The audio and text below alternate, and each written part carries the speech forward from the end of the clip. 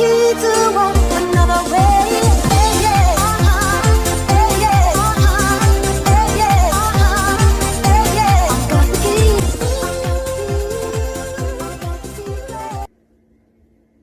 It's 4:30 in the morning, and hello, welcome to another episode with me, yours truly here. I know it's been over a week since I last did the previous episode, but for this episode, I am delighted to let you know that I am actually off to London. So I'm going to do a little tour around Buckingham Palace. Hopefully get access to a few venues down there, and just basically have the break of my lifetime.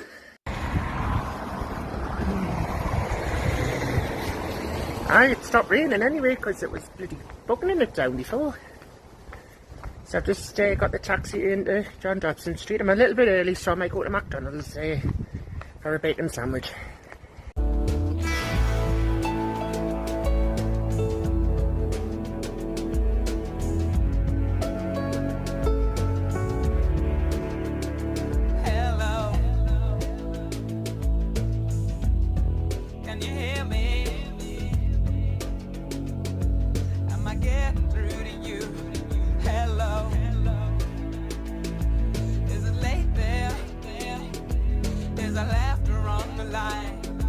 Are you sure you're there alone?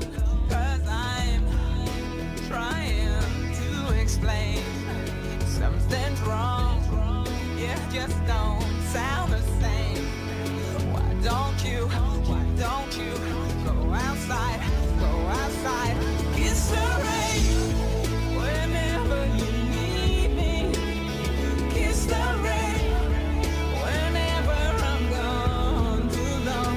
If you're lips feel lonely and thirsty, kiss the rain and wait for the dawn. I can't go over me, they got me, oh let me kiss the rain whenever you need me, kiss the rain, kiss the rain, kiss the rain. Well, I've arrived at Victoria, so it's a little bit sunny, but it's been absolutely horrible, the weather. It's been horrible all the way back down from up north, all the way down here, so plenty rain. Massive shout out to Jessie Bourne as well. Hello, I know you'll be watching this, and enjoy your time in London as well. Don't work too hard. Choose. In his eyes you see no pride, and loosely at his side, yesterday's paper telling yesterday's news.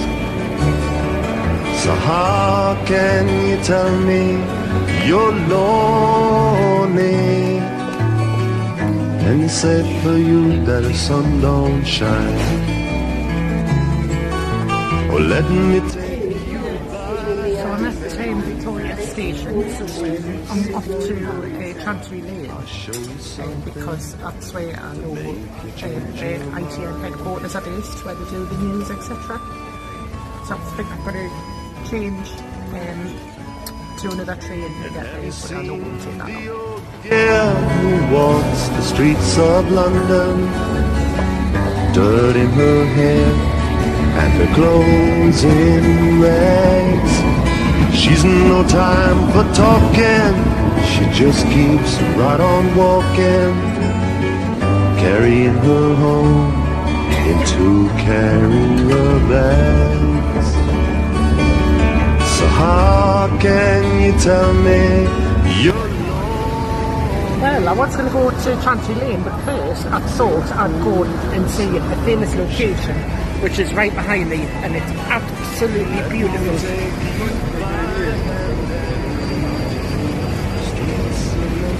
Big bed.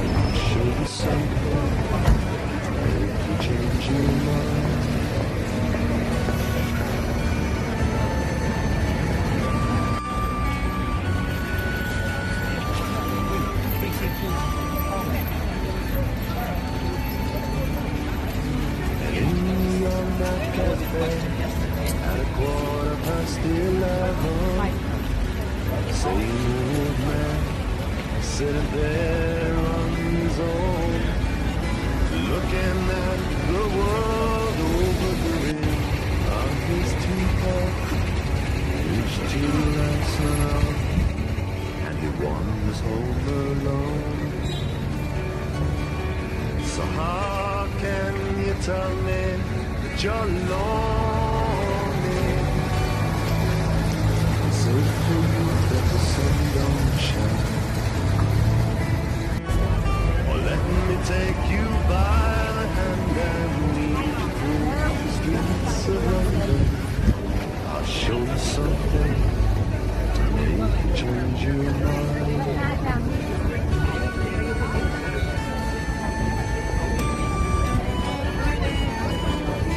Have you seen the old man outside Seaman's Mission?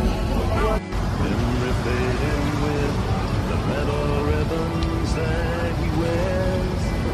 And in our winter city, the rain cries a little pity for one more forgotten hero and a world that doesn't care.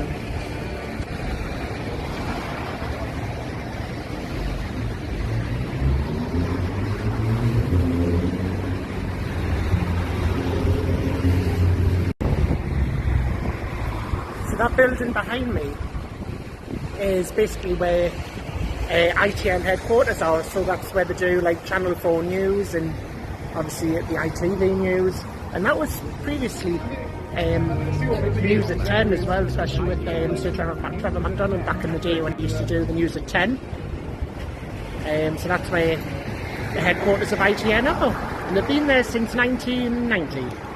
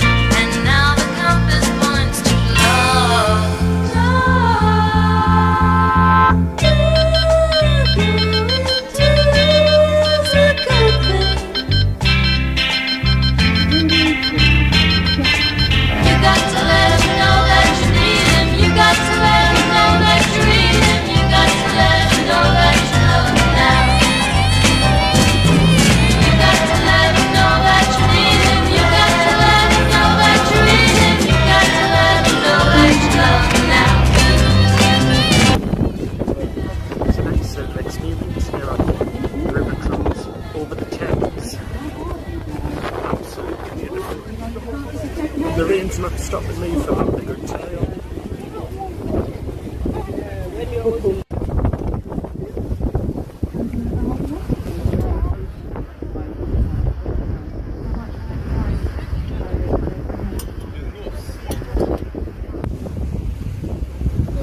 Okay, so we are now approaching the 12 in Tower Bridge. Now, according to Victorian legend, if you wave to someone on this bridge and manage to get a wave back, you get 5 How cool is that? Now, Tower Bridge was designed by Horace Jones, was 8 years to complete, completed in 1894. It's a bachelor bridge,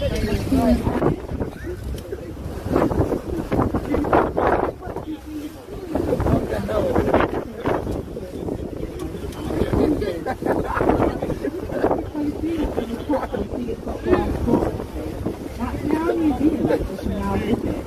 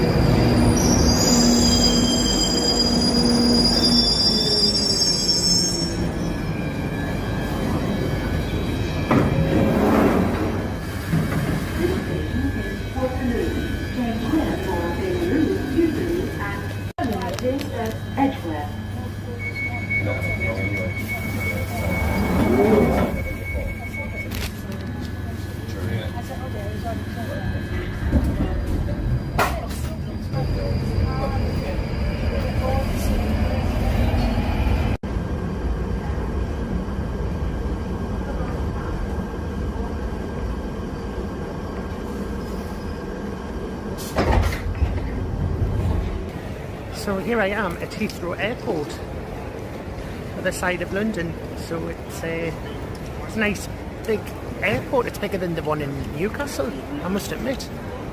It's an amazing experience.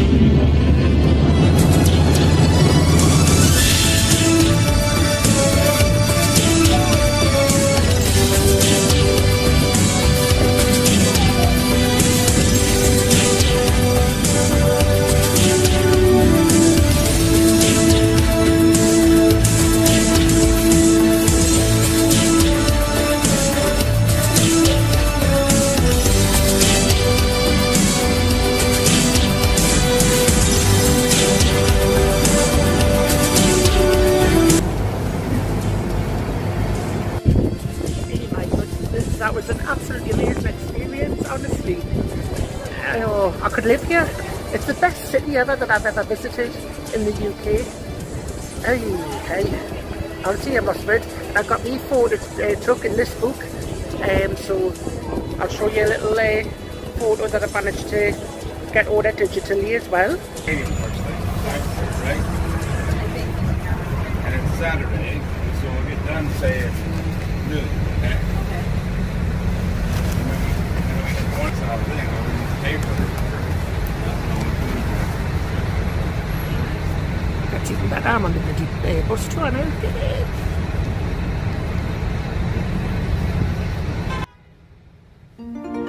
A while ago I heard the sound of children's laughter. Now it's quiet, so I guess they left the park. This wooden bench is getting harder by the hour. The sun is going down, it's getting dark. I realize I'm cold, the rain begins to pour as I watch the windows on the second floor. The lights are on, it's time to go. It's time at last to let him know.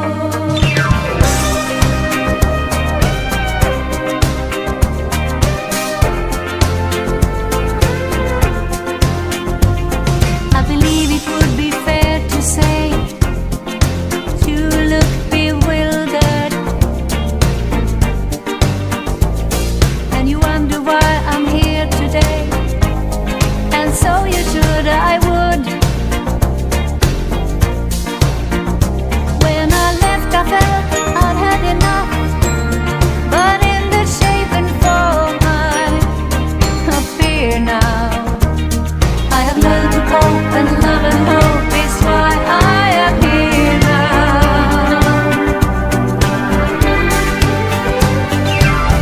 And now you see another me, I've been reloaded, yeah. I'm fired up, don't shut me down. I'm like a dream within a dream that's been decoded. I'm fired up, I'm what, don't shut me down. I'm not the one you knew, I'm now and then combined, and I'm asking you to have an open mind.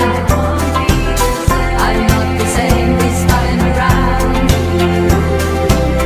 I'm fired up, don't shut me down.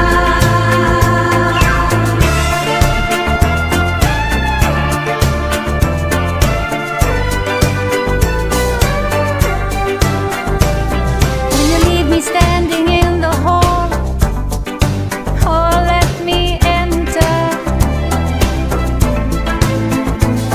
The apartment hasn't changed at all.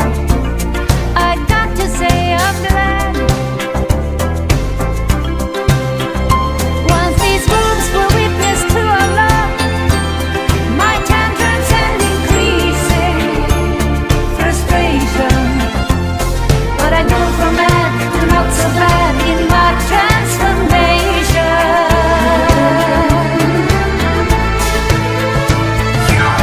And now you see another me, I've been reloaded, yeah. I'm fired up, don't shut me down. I'm like a dream within a dream that's been decoded. I'm fired up, I'm not, don't shut me down. I'm not the one you knew, I'm now and then combined, and I'm asking you to have an open mind. I'm not the same this time around. I'm fired up, don't shut me down. You ask me not to leave, well here I am again, and I love you still, and so I won't pretend. I have learned to cope, and love and hope is why I am here now.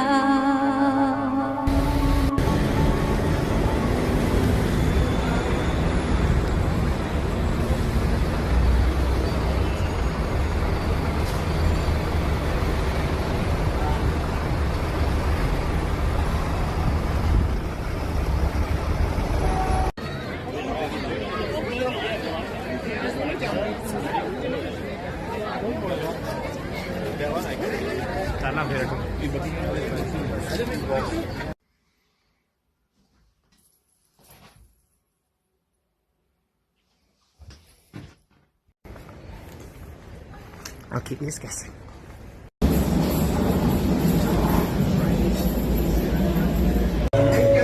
Too late, my time has come. Send shivers down my spine, body's aching all the time. Goodbye, everybody, I've got to go. Gotta leave you all behind again. Mama,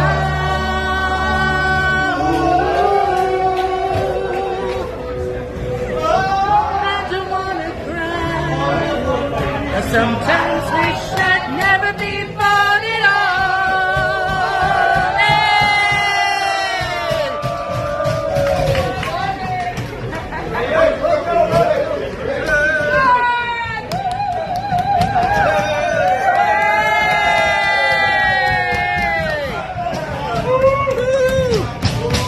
Good Paris man!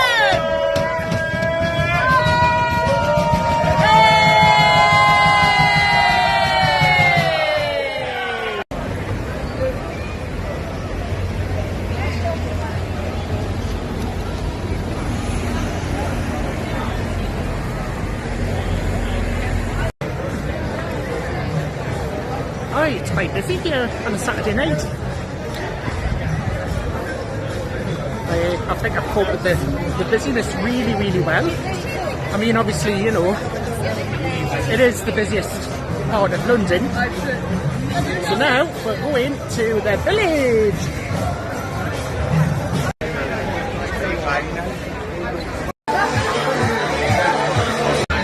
Village Soho, yes.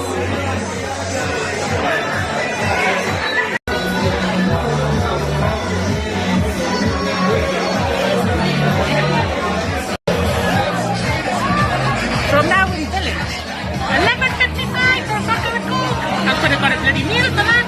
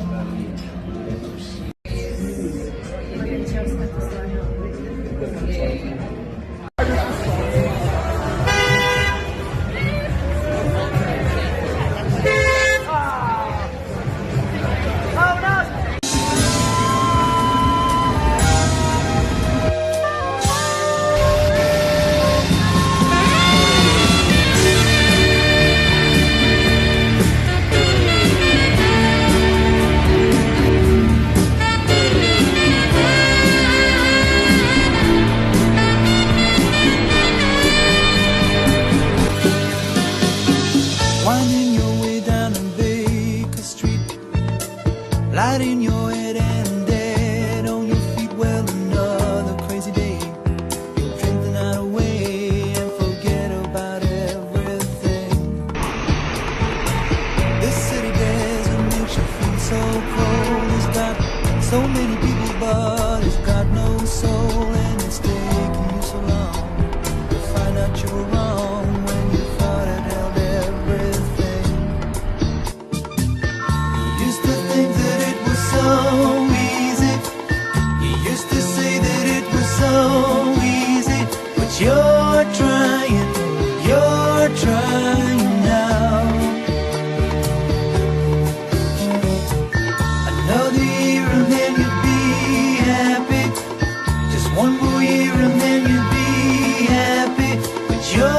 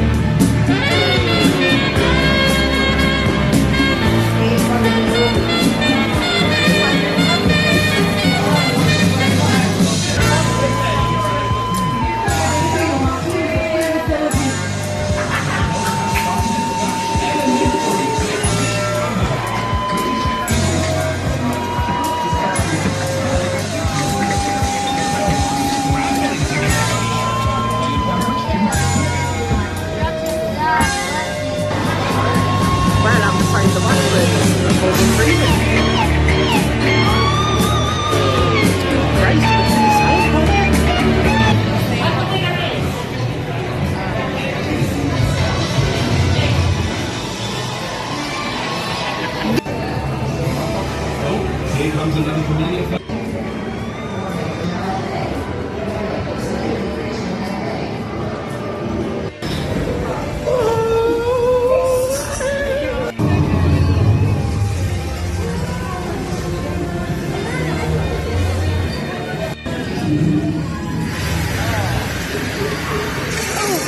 This is so horrifying.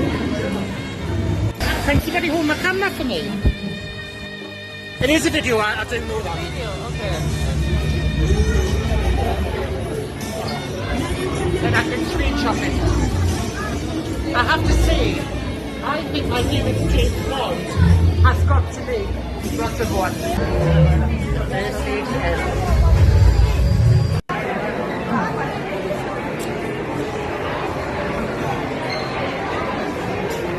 God bless you.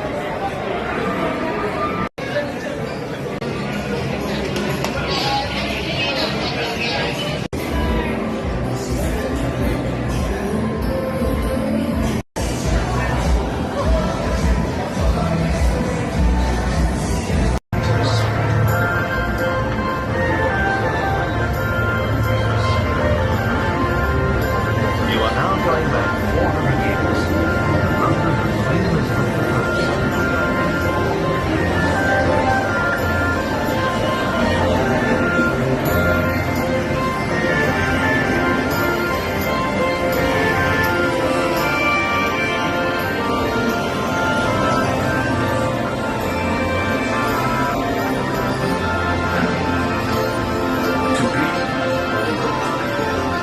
That is the question. Whether 'tis nobler in the mind to suffer the sins and animals of our earth is finished, or to take part in the radical horror of strange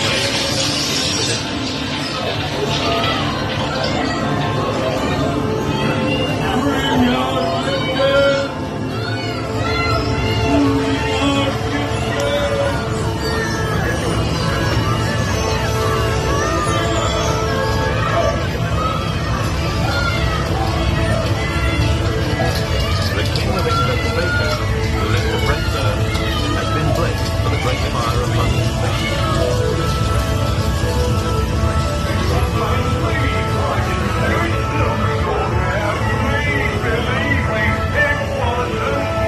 By order of His Majesty King Charles II, Sir Christopher Wren was given the task of windowing St. Paul.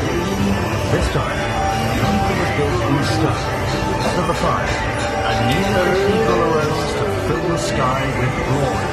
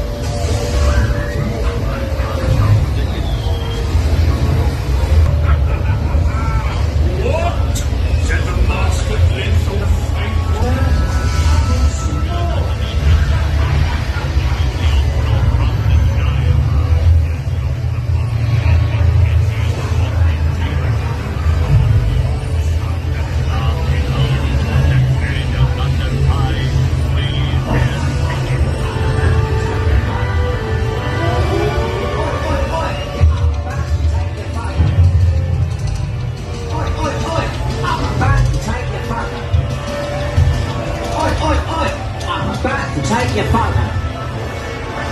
Oi, oi, oi! I'm about to take your father. Oi, oi, oi! I'm about to take your father. I'm about to take your photograph and I've got the bloody camera.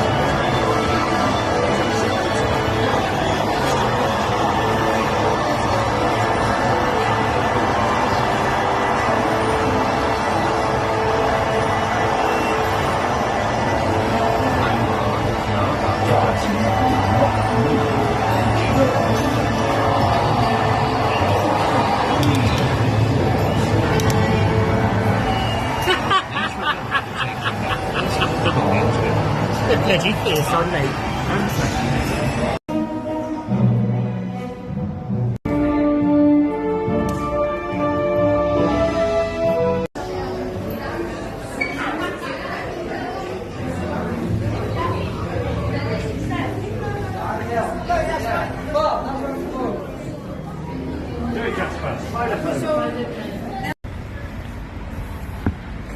I'm sorry to have to say this, but I've attracted a lot of male people in this area. Don't know why that is. Do you?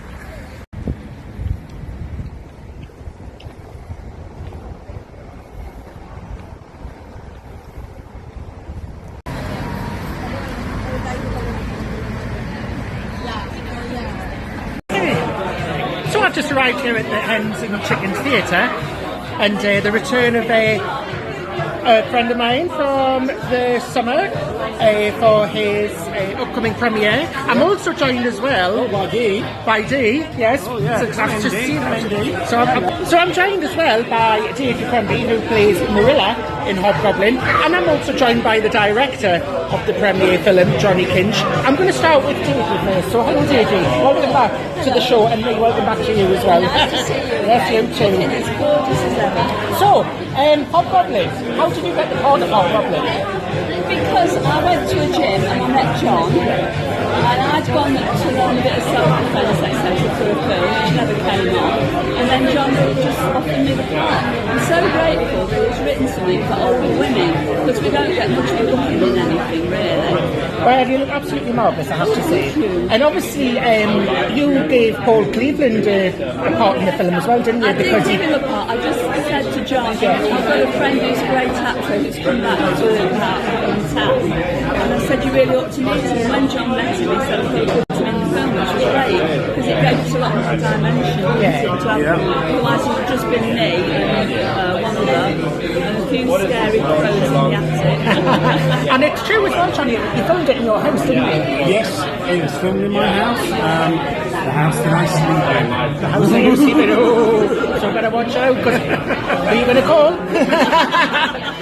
And Johnny, based on Hobgoblin, what made you come up with the name Hobgoblin? And how did it, like, you know, pop up? Okay, well, my house is 770 years old, and it's called Hobgoblin.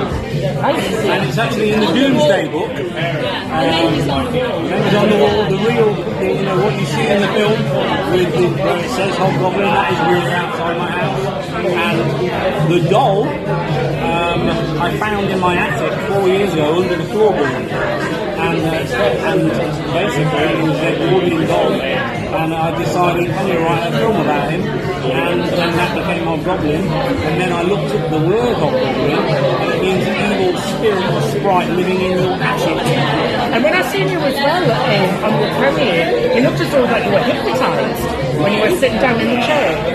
No, that's my evil look. Yeah, evil look. Well, am I evil? I don't know what I am. And will Kane Sonny be joining us? What? Will Kane Sonny be joining us? Kane has unfortunately got the flu, I think. Oh, not the Just said he was not well. It sounds like he probably hasn't got it. Yeah. Because I know there's some sort of a flu that's going round, Yeah. which you've got to be careful for. But you just have to learn to live with it, because it's not going to go away. We just have to just take extra measures to be careful, and obviously just keep ourselves clean, and obviously tidy is what we all do all the time, you know. It is. Deidre Quemby and Johnny Kinch, thank you so much for your time. You are welcome. You're welcome. Thank you. But, you know, watching the documentary and seeing, you know, the things that life throw at you that you have to overcome, you know, that you choose to overcome, because, well, please sit down, please Simon, we have Dee out, and Paula, if you want to come out, Paula.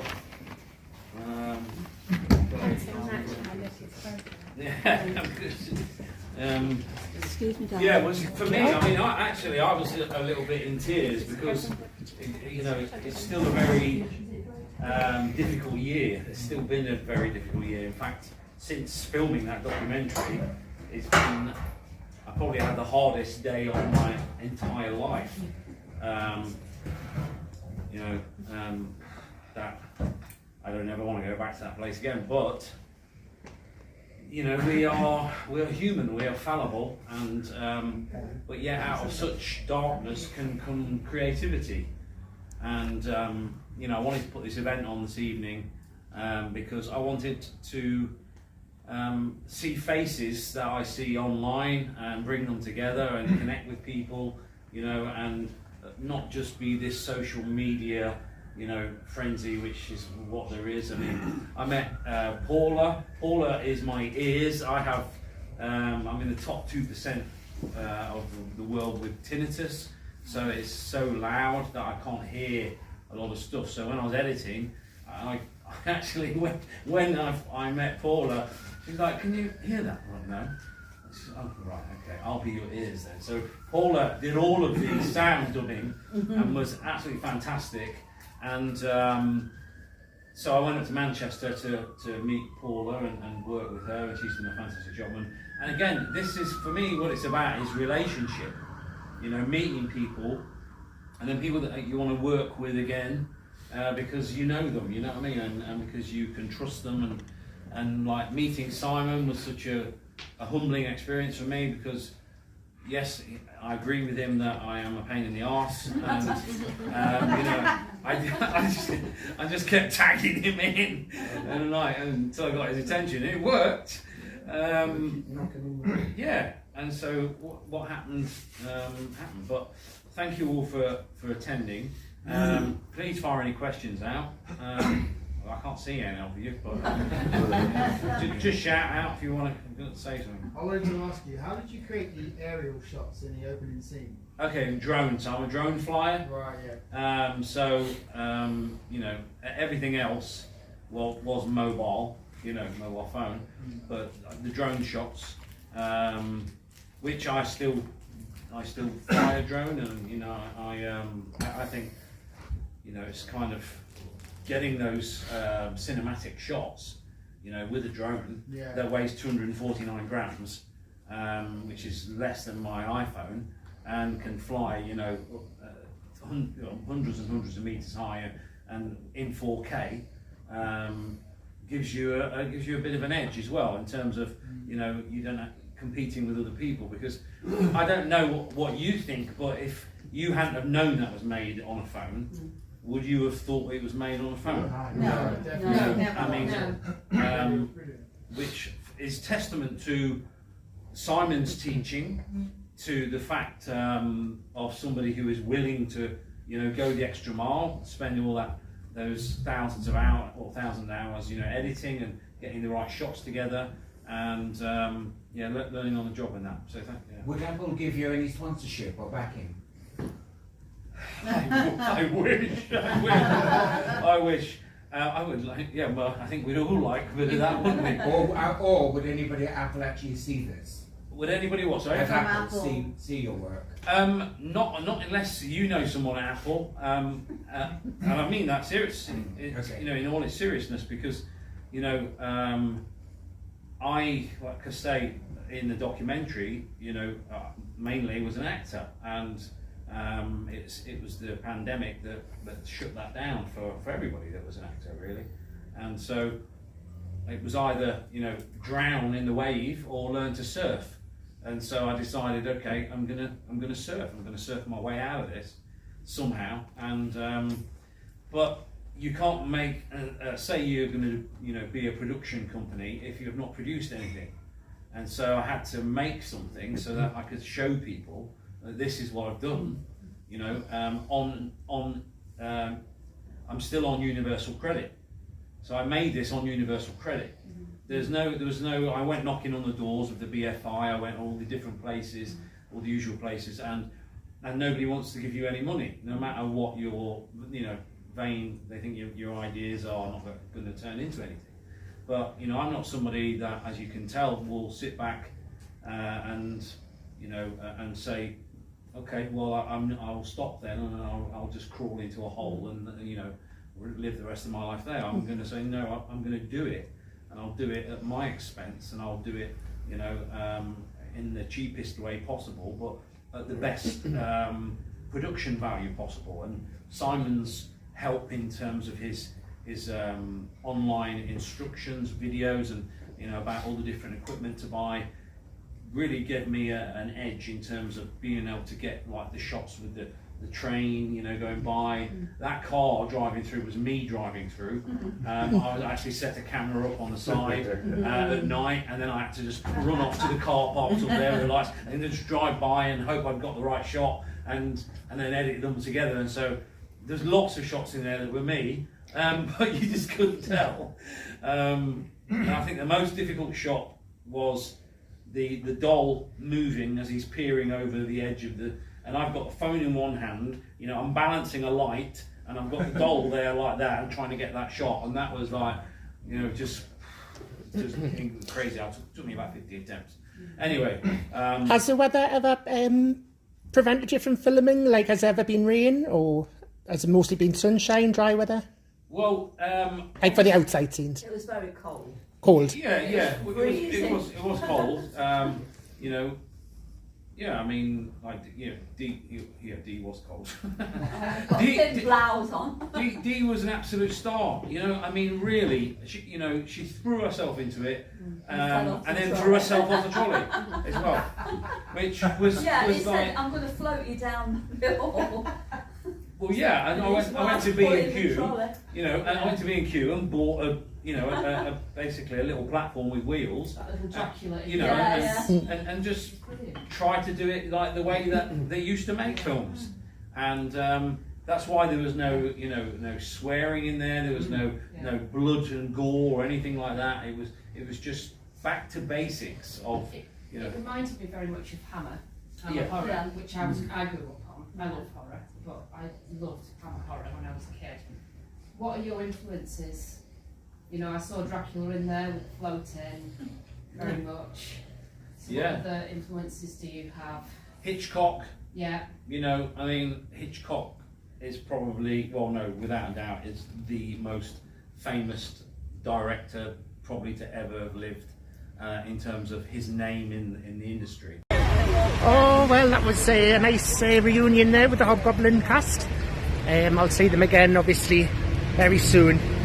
Well, that's it for this episode. I hope you've really enjoyed it, because I've had a bloody good time here down London. I will be back up here for another episode. I'm going to keep my lips sealed as to which episode it's going to be. But from me here in London, I'll see you back up north for the next episode, which will be the Halloween Shady Bowl at the Bank Bar with Anamorphic and Jack Plastic, but obviously I'll be hosting the key side of things. Okay, take care folks, till the next time, goodbye. He used to give me roses, I wish he could again, but that was on the outside, and things were different then.